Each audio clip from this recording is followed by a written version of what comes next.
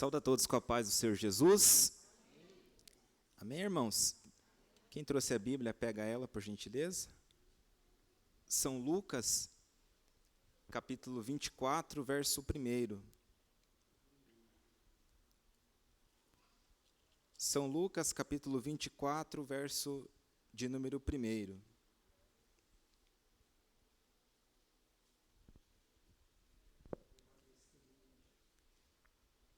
Evangelho segundo escreveu Lucas, capítulo 24, verso de número 1. Temos alguns irmãos procurando. Diz assim o texto: E no primeiro dia da semana, muito de madrugada, foram elas ao sepulcro, levando as especiarias que tinham preparado. E acharam a pedra do sepulcro removida, e entrando não acharam o corpo do Senhor Jesus. E aconteceu que, estando elas perplexas a respeito, eis que pararam junto delas 2 varões com vestes resplandecentes. E estando elas muito atemorizadas e baixando o rosto para o chão, eles lhe disseram: Por que buscai entre os viventes, entre os mortos, aquele que está vivo? Verso 6. Não está aqui, mas ressuscitou. Lembrai-vos como vos falou, estando ainda na Galileia. Vamos fazer um instante de oração? Deus e Pai, nós apresentamos a Ti este texto, que é a Sua palavra, Senhor. Não é a minha palavra, não é a palavra de qualquer autoridade humana, mas é a Sua palavra que foi lida aqui nesta noite com os irmãos, e que esta palavra que é viva, ela encontre guarita no nosso coração, que o nosso coração seja preparado como uma terra boa, como uma terra receptiva para a Sua palavra, Pai. Dai-nos o entendimento nesta noite, para que possamos compreender o que o Senhor quer nos ensinar, e que as diretrizes da Sua palavra estejam vivas dentro do nosso coração. Abençoa os irmãos que estão aqui para Te ouvir, no nome de Jesus Cristo. Amém, irmãos. Sente, por gentileza. Nós vamos aqui nesta noite, irmãos, tratar de um assunto muito importante. Nós vamos falar sobre o triunfo de Cristo sobre a morte. O triunfo de Cristo sobre a morte. Nós vamos abordar este assunto, e dentro deste assunto nós vamos pegar alguns temas que são correlatos a esse e trazer uma exposição bíblica do que Deus tem a nos dizer acerca da morte. Quantos aqui já se depararam com algum pensamento, alguma reflexão sobre a morte?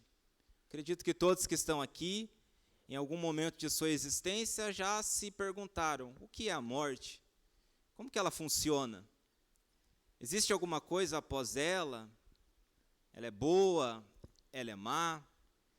Reflexões sobre a morte nos sobrevêm, principalmente quando nos deparamos com um cortejo, com algum velório, de alguma pessoa próxima de nós, de algum familiar. Dentro desse contexto de cortejo, fúnebre, de velório, nós paramos para refletir sobre a morte. Quem nunca perdeu um amigo que na infância ou na adolescência jogava futebol com você e morreu precocemente, ou um amigo que trabalhava junto com você e também perdeu a vida de forma precoce, um familiar que partiu dentro da nossa perspectiva muito jovem, e após essa partida, após a morte dessa pessoa, você em algum momento já refletiu: o que é a morte? Como ela funciona? O que existe após ela? Ela é boa? Ela é má? E dentro desses questionamentos nós vamos trazer algumas respostas bíblicas sobre o que é a morte. Este assunto é muito debatido no campo da ciência. A ciência não tem uma resposta exata para o que é a morte. Dentro do campo da ciência, a morte é o fim. O fim. Em algumas religiões que têm como ideologia o aniquilacionismo, eles acreditam que a morte é a aniquilação da alma, que após a morte não existe mais nada. Outras religiões pregam que tudo que nós temos para viver e desfrutar, nós vivemos e desfrutamos aqui. Após a nossa partida, ou seja, após o encontro com a morte, não há absolutamente nada.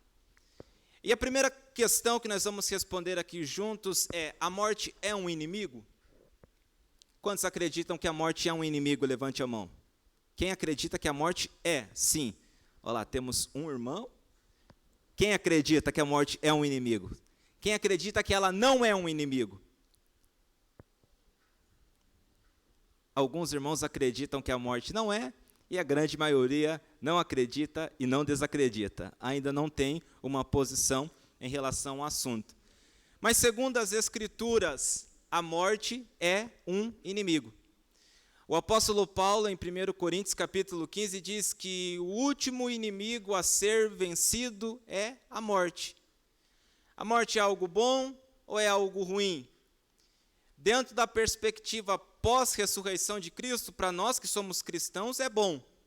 Mas para aqueles que viviam antes da ressurreição, a morte é algo bom?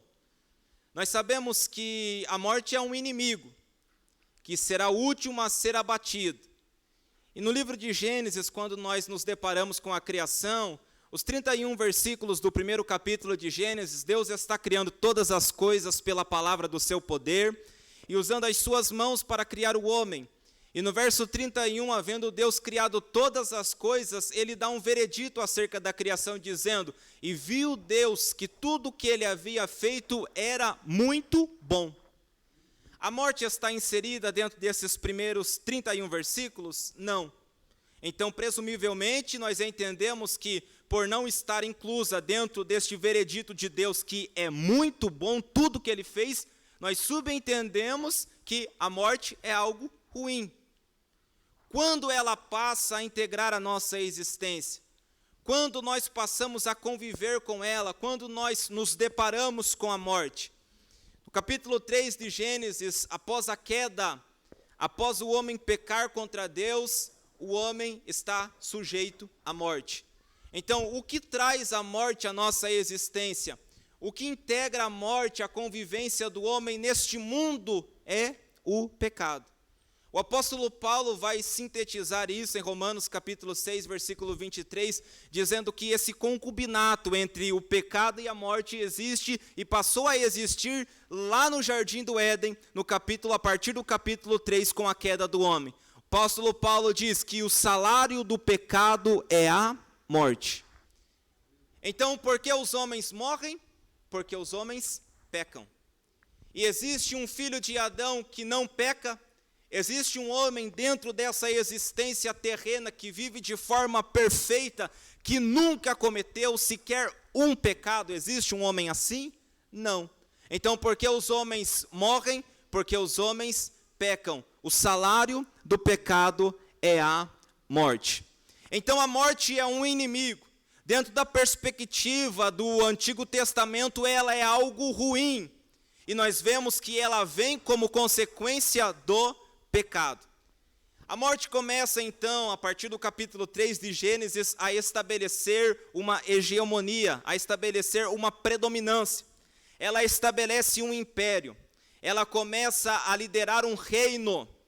E muitas pessoas nós vemos no Antigo Testamento, nós vamos citar alguns exemplos aqui no decorrer desta mensagem, pessoas que foram devotas, pessoas que foram íntegras, pessoas que foram piedosas e tementes a Deus, mas nenhuma dessas pessoas conseguiu vencer ou sobrepujar a morte. Todas elas sucumbiram e não triunfaram diante da morte. Nós pegamos o primeiro exemplo, o exemplo de Abel, o primeiro homem a morrer, dentro de uma análise bíblica que nós conhecemos. Abel, o primeiro homem a morrer. Caim mata seu irmão Abel. Abel era um homem íntegro que ofereceu um sacrifício perfeito diante de Deus, e aquela oferta voluntária de Abel incomoda o seu irmão, que por inveja acaba o matando. Abel morre. Por mais íntegro, devoto e religioso que Abel fosse, ele conseguiu vencer a morte? Não. Nós encontramos no decorrer das Escrituras Noé, um homem que andou com Deus, um homem que ouviu a voz de Deus e que por cerca de 120 anos construiu uma arca, naquele tempo não havendo previsões de chuva, pela fé em Deus e na promessa que Deus havia feito, ele constrói a arca para livramento seu e da sua família. Um homem que possuía uma fé inabalável. Mas as Escrituras dizem que Noé morreu. E após a morte, ele conseguiu triunfar diante deste inimigo? Não. A morte então está estabelecendo um império. A morte então está estabelecendo um reino, uma hegemonia, o controle geral das coisas dentro dessa esfera terrena. Após a morte está dentro do seu controle. Nós encontramos nas Escrituras Abraão, um homem que era chamado amigo de Deus, o homem que Deus contava os segredos mais íntimos do seu coração para ele. Quando Deus intentou destruir Sodoma e Gomorra, ninguém sabia. Era um propósito que estava dentro do controle soberano de Deus. E Deus decide revelar para Abraão. Abraão era amigo de Deus, um homem próximo, com uma fé também inquestionável. Mas as Escrituras dizem que Abraão morreu. E após a morte ele não conseguiu vencer este adversário implacável. Nós vemos o testemunho das Escrituras acerca de Moisés, um homem que ouviu a voz de Deus, que liderou um povo durante uma peregrinação por cerca de 40 anos. Um homem que foi usado extraordinariamente por Deus para abrir o Mar Vermelho. Um homem que foi usado extraordinariamente por Deus para tocar o cajado sobre aquelas águas e aquelas águas se repartirem para que o povo de Israel passasse no meio dela. Um homem que foi usado por Deus para orar e pedir que Deus derramasse o maná do céu para alimentar aquele povo no deserto. O homem que foi usado por Deus para tocar com aquela vara na rocha e da rocha jorrasse água para saciar a sede daquele povo. O homem que foi usado por Deus durante as guerras para levantar a vara de Deus, e todas as vezes que a vara de Deus na mão de Moisés estava levantada, o povo de Israel prevalecia sobre os seus adversários. Um homem que dentro da cultura judaica é venerado, reconhecido, é um homem que possui grande estima para o povo judeu, um homem que foi notoriamente usado por Deus nessa existência. Mas também as Escrituras dizem que Moisés morreu. Moisés morreu e não conseguiu triunfar diante da morte. Nós encontramos os exemplos dos profetas, dos reis que viveram piedosamente, temente a Deus, e todos eles se encontraram com a morte e partiram e não conseguiram triunfar diante da morte. O que nós aprendemos com isso? Que o homem por si só, dentro de si, não possui poder algum para vencer este implacável adversário. Não importa o quão temente, não importa o quão santo esse homem foi no Antigo Testamento, não importa o quão usado por Deus ele foi, dentro de si não existia capacidade, poder suficiente para vencer a morte. Então a morte está estabelecendo um império, então a morte está prosperando de forma implacável, até o dia em que a Virgem concebeu e deu à luz a um menino, e ele foi chamado de maravilhoso Conselheiro, Deus forte, Pai da eternidade e Príncipe da paz. A morte está prosperando com o seu império, até a profecia de Isaías 9:6 se cumprir, e este menino de forma sobrenatural nascer. E quando este menino nasce, o seu ministério inicia em Jerusalém e nas redondezas. E Mateus vai dizer no capítulo 4, no versículo 16, que o povo que estava assentado em trevas viu a luz raiar, e aqueles que estavam sobre a sombra da morte, a luz raiou. Então apareceu Jesus dizendo: arrependei-vos, porque é chegado o reino dos céus. O povo que estava sentado à sombra da morte, Mateus capítulo 4, versículo 16 diz que a luz raiou.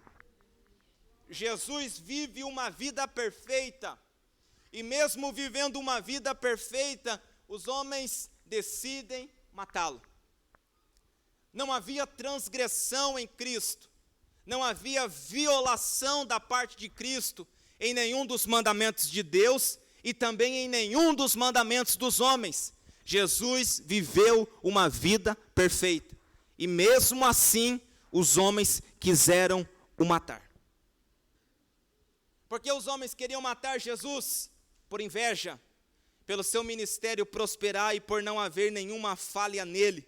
Os homens quiseram matar. E Jesus morreria se o salário do pecado é a morte. Se Jesus estivesse preso naquela cruz, sem levar os nossos pecados, ele morreria? Não. Porque o salário do pecado é a morte vem como uma consequência do pecado. Então, se Cristo não tivesse levado os nossos pecados na cruz, ele estaria lá até hoje. Ele não morreria, porque o salário do pecado é a morte. Os homens só têm poder, e a morte só tem poder sobre a vida de Cristo, porque sobre ele estavam os nossos pecados. E durante esse percurso de entrega de Jesus às autoridades judaicas, até a sua crucificação, aconteceram algumas coisas que nós precisamos voltar os nossos olhos. Primeira coisa que acontece neste período, da primeira semana, da quinta-feira, quando Jesus entra em Jerusalém, e as crianças saudam ele dizendo Hosana, e as multidões dizem bendito que vem no nome do Senhor. Jesus entra em Jerusalém saudado, ovacionado pela multidão dúbia, pela multidão do coração cochilante, pela multidão que no começo da semana está dizendo, ele é o rei dos judeus, Hosana nas alturas, e na sexta-feira essa mesma multidão está dizendo, crucifica-o, crucifica-o, crucifica-o. A semana de Jesus se inicia, Jesus é entregue às autoridades, passa por 2 julgamentos, e quando Jesus é levado a Pilatos, Pilatos está perplexo acerca de Cristo. Porque ele está recebendo várias acusações, ele não está abrindo a sua boca. Um homem está sendo acusado. E quando um homem é acusado, qual que é a primeira reação que o homem tem diante da acusação? Se defender. Quem aqui dos irmãos nunca passou por isso? Quando você é acusado de alguma coisa que você sabe que você não fez, você se cala ou você se defende? Nós temos até a inclinação de querer nos defender por coisa que nós fizemos. Imagine quando somos acusados de situações que nós não fizemos. O instinto natural humano é se defender diante das acusações. Mas esse homem que está diante do julgamento dos judeus, está diante de Pilatos, quando é acusado de forma injusta, ele não abre a sua boca. Por que Jesus se cala? Porque o profeta há mais de 700 anos disse que ele foi levado como um cordeiro mudo diante dos seus tosqueneadores e não abriu a sua boca.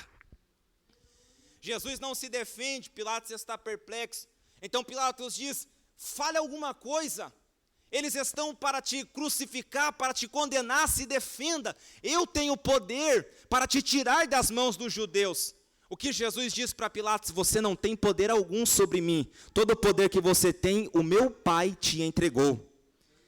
E quando Jesus está no Getsêmani, e os soldados chegam para prender Jesus, Pedro saca a espada, corta a orelha de Malco, e os soldados estão prestes para levar Jesus. Jesus fala para Pedro, guarda a espada, se eu quisesse eu oraria ao meu Pai, e ele enviaria mais de 14 legiões de anjos. O que Jesus quer dizer com Getsêmani para Pedro e para Pilatos? Jesus está dizendo que todos os acontecimentos da crucificação, da humilhação, da tortura, todo momento mais difícil da sua vida está dentro do controle soberano de Deus. Jesus está dizendo isso, eu posso mandar o meu Pai e ele vai enviar 14 legiões de anjos para me defender. Jesus diz para Pilatos, eu posso, e foi meu Pai que te deu essa autoridade para você exercer esse juízo sobre mim. Jesus está dizendo, tudo está dentro do controle soberano de Deus. Os homens estão pensando que estão proporcionando o mal para Cristo, mas não sabem que este mal que eles estão proporcionando está dentro do controle soberano de Deus, e Deus no final vai reverter o mal em bem. E Deus vai reverter o mal em bem no final do processo, não em benefício de Cristo, porque Cristo é Deus. Deus vai reverter o mal em bem no final do processo em nosso benefício, porque era necessário que ele passasse por esse momento. Então Jesus sofre com a tortura, com a humilhação. Os soldados vedam o seu rosto, vedam os seus olhos, batem com uma cana e dizem: profetiza, profetiza, diz quem é que está te batendo, você não é o profeta. Os homens escarnecem, cuspindo nele, batendo nele com uma cana. Ele passa a pior tortura, o momento mais angustiante da sua vida, e ele caminha para a crucificação.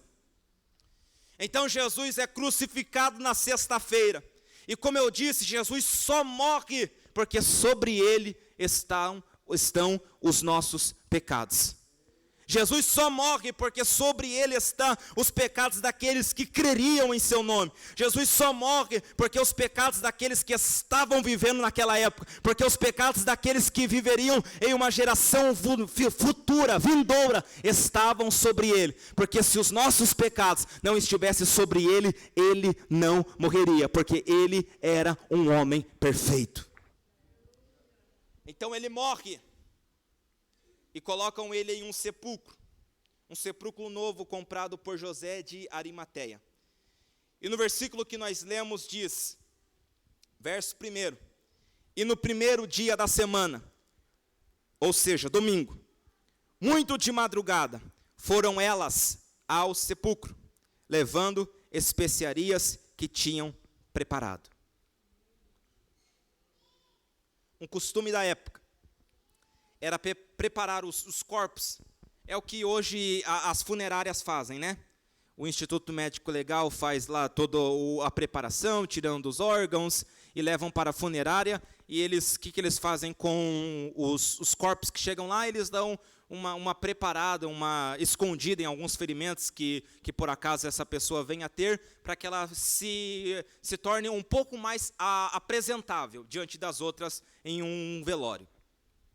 E são o que essas mulheres fazem, elas levam as especiarias para preparar o corpo de Jesus, já que ele teve uma morte angustiante, uma morte humilhante.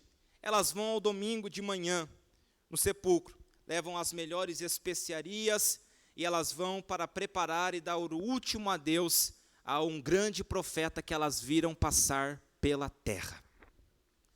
Um homem diferenciado, um grande homem de Deus, um homem que operou milagres. Um homem que foi diferenciado e que não houve nenhum pecado e transgressão nele. Um grande profeta de grande estima para essas mulheres. Elas vão dar as suas últimas despedidas. No versículo 2 diz que elas chegam no sepulcro onde está Jesus, e elas acham a pedra do sepulcro removida. É o mesmo que nós fazermos uma visita para um familiar que está no cemitério e chegar lá, não tem caixão, não tem corpo, aquela parte de tijolo, né, que são os cemitérios que são na vertical, aquelas partes de tijolo está removida. Pense no susto que você levaria se você fosse visitar um parente ou algo do tipo. No cemitério e não tem mais nada lá. Elas ficaram assustadas, elas ficaram perplexas, como o próprio texto vai dizer. E quando elas estão perplexas, assustadas, atemorizadas acerca do que havia acontecido, 2 homens se encontram com elas. E esses 2 homens têm vestes resplandecentes. E esses 2 homens dizem: por que vocês buscam entre os mortos aquele que está vivo? Aleluia. Por que vocês buscam entre os mortos aquele que está vivo? E os anjos ali com vestes resplandecentes anunciam a boa nova de salvação. Ele não está aqui porque já ressuscitou. Jesus não estava ali porque já havia ressuscitado. E aquele império, aquela hegemonia, aquele domínio que a morte estava exercendo desde Abel, havia sido quebrada na pessoa de Jesus Cristo. Ele venceu a morte, triunfou sobre ela. Ela pensou que prevaleceria diante do Filho unigênito de Deus, mas o poder de Cristo, o poder de Deus foi revelado na ressurreição. O cristianismo não tem uma tumba vazia para visitar. O cristianismo não tem uma cruz para visitar. O cristianismo tem um Cristo no céu para adorar. O nosso Cristo não está naquele sepulcro comprado por José de Arimateia, não está naquela cruz no alto do Calvário. O nosso Cristo está no céu intercedendo por nós e nos deu a presença do Espírito Santo. Jesus venceu o implacável adversário. E é um adversário tão implacável que Paulo diz que ele vai ser o último a ser derrotado. Então, dentro da perspectiva cristã, pós-ressurreição, nós sabemos que a morte não é mal, a morte não é nenhum malefício para o cristão. A morte, pelo contrário, é o maior benefício que nós podemos ter, porque a morte é a ponte que vai nos levar diretamente ao encontro do nosso Senhor Jesus Cristo. As pessoas estão morrendo, as pessoas inerentemente morrem. As pessoas envelhecem, morrem de causas naturais ou morrem por algum acidente, mas de fato elas morrem. Mas para o cristão, diante desta realidade, ele encontra uma esperança, porque ele sabe que Jesus disse: aquele que crê em mim, ainda que esteja morto, viverá, e aquele que vive e crê em mim, nunca morrerá. O cristão tem uma esperança diante da calamidade, como no ano passado e ainda hoje. Muitas pessoas estão morrendo por conta da Covid, muitas pessoas estão morrendo por conta de fome na África, no nordeste do nosso país, em países remotos, distantes. As pessoas estão morrendo e há uma esperança para aqueles que morrem. Sim, aqueles que creem em Cristo, porque o apóstolo João diz em João capítulo 3, versículo 16, porque Deus amou o mundo de tal maneira que deu seu Filho unigênito, para que todo aquele que nele crê não pereça, não morra, mas tenha a vida eterna. Então o oposto da morte eterna, o oposto da condenação eterna é a vida eterna, e a vida eterna está condicionada a uma única pessoa, a pessoa que venceu a morte, ressuscitou ao terceiro dia, subiu ao céu e está prestes a voltar para nos buscar. A vida eterna está condicionada nesta pessoa.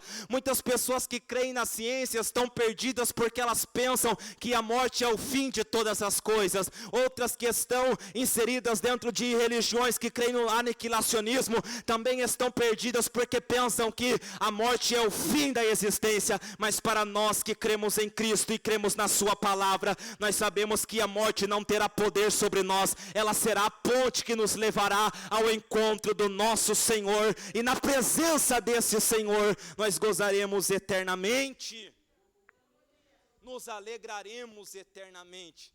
Então nós cremos nesta esperança. Essa é a esperança do meu coração.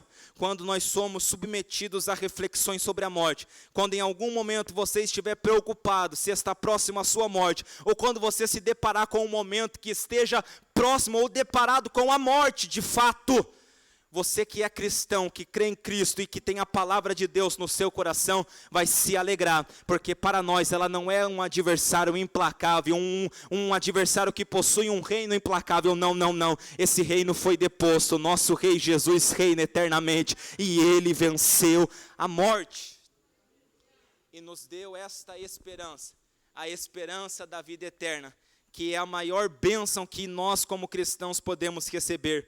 Nós estamos tão presos dentro dessa esfera humana, nós desfrutamos de tantos privilégios por Deus, dados por Deus, porque tudo que temos é de Deus.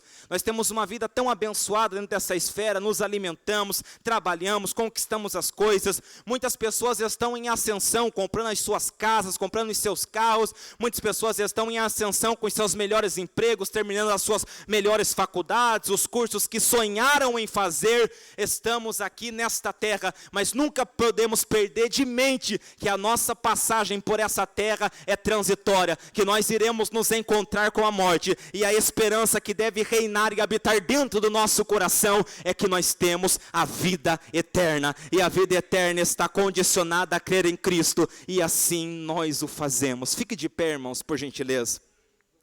Nós cremos que Jesus venceu a morte, e ao vencer a morte, Ele também nos deu poder para vencê-la. Ao vencer esse adversário que triunfou no Antigo Testamento, Jesus também nos deu poder e privilégio sobre a morte. Levante a sua mão, levante a sua mão. Eu quero cantar um hino com os irmãos aqui, me perdoe se eu errar, os irmãos conhecem e vão me ajudar. Feche seu olho, levante a sua mão. Maria saiu de manhã, foi ver o mestre que estava ali, tomou por surpresa quando não avistou, Maria chorou e até perguntou o que fizeram com ele. Uma voz lhe falou: por que choras, mulher? Para onde